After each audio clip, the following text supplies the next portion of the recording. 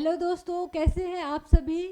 स्वागत करती हूँ स्टडी दुनिया यूट्यूब चैनल पे। तो ये क्लास आपकी रहेगी पॉलिटी की। तो चलिए क्लास को हम स्टार्ट करते हैं।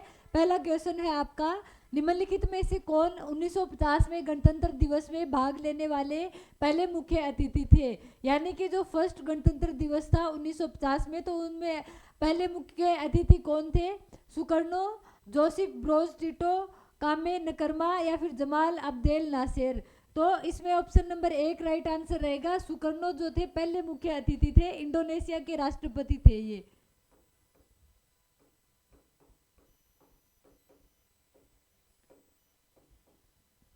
आगे है, औद्योगिक नीति 1956 के अनुसूची ए में कितने उद्योगों को सूचीबद्ध किया गया था। 16, 17, 10 या फिर 12। तो औद्योगिक नीति 2056 के अनुसूची में 17 उद्योगों को सूचीबद्ध किया गया था और 17 के 17 उद्योग केंद्र सरकार के अधीन थे।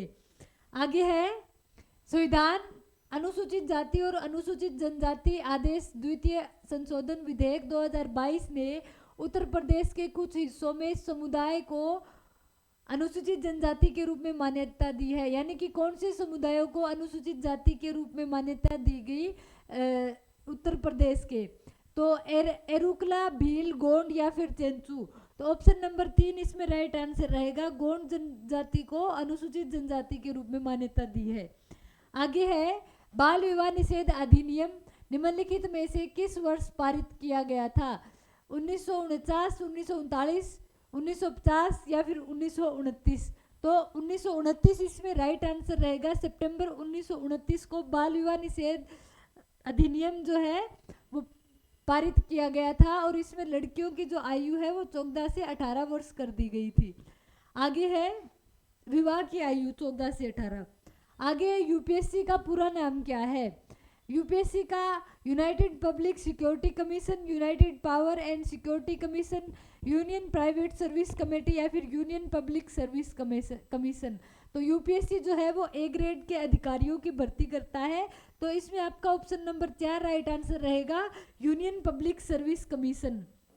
आगे है, राष्ट्रीय ग्रामीण रोजगार गारंटी अधिनियम 2005 भारत के उन सभी ग्रामीण परिवारों को 1.5 दिनों की गारंटीकृत मजदूरी रोजगार का वादा करता है जो अकुशल शारीरिक काम करने के लिए स्वेच्छा से काम करते हैं। 365, 90, 100 या फिर 180। यानी कि ये मनरेगा की बात कर रहे हैं। मनरेगा के तहत कितने दिनों का काम दिया जाता है। तो इसमें 100 दिन राइट आंसर रहेगा, ऑप्शन नंबर 3। आगे है, परिवहन के साधन के रूप में पाइपलाइनों की भारत सरकार के देश द्वारा की जाती है।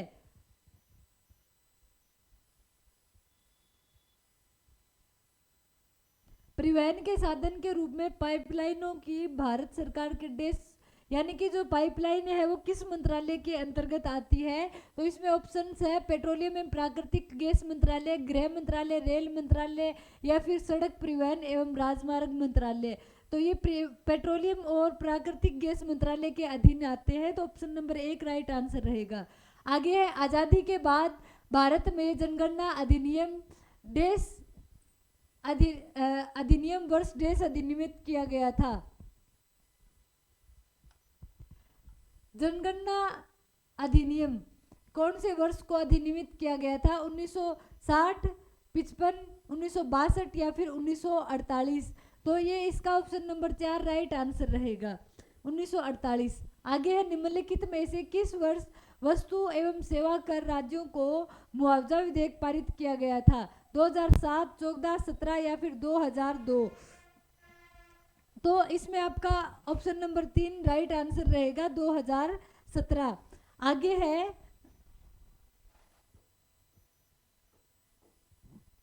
1919 के भारत सरकार अधिनियम के अंतर्गत केंद्रीय विधानसभा का कार्यकाल कितना था।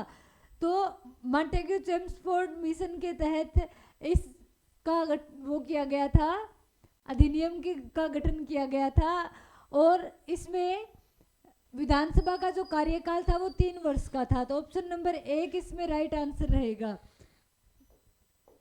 आगे है, भारत सरकार की भारतमाला परियोजना भारत के निम्नलिखित में से किस मंत्रालय के अंतर्गत आती है।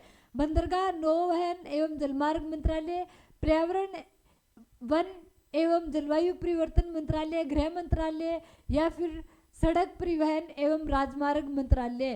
तो इसमें आपका ऑप्शन नंबर 4 राइट आंसर रहेगा, सड़क परिवहन एवं राजमार्ग मंत्रालय। आगे है, स्वतंत्र भारत के प्रथम गृह मंत्री कौन थे? मौलाना अब्दुल कलाम आजाद, बलदेव सिंह, सरदार वल्लभ भाई पटेल या फिर हुमायूं कबीर। तो स्वतंत्र भारत के प्रथम गृह मंत्री थे सरदार वल्लभ भाई पटेल, और इनको भारत का लौह पुरुष भी कहा जाता है, और पहले उप प्रधानमंत्री भी ये थे।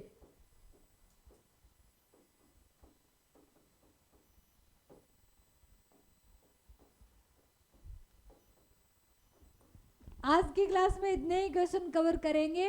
मिलते हैं नेक्स्ट क्लास में। कमेंट करके बताइएगा क्लास कैसी लगी, और कोई अगर क्वेरी है तो वो आप कमेंट करके ज़रूर बता दीजिएगा। धन्यवाद।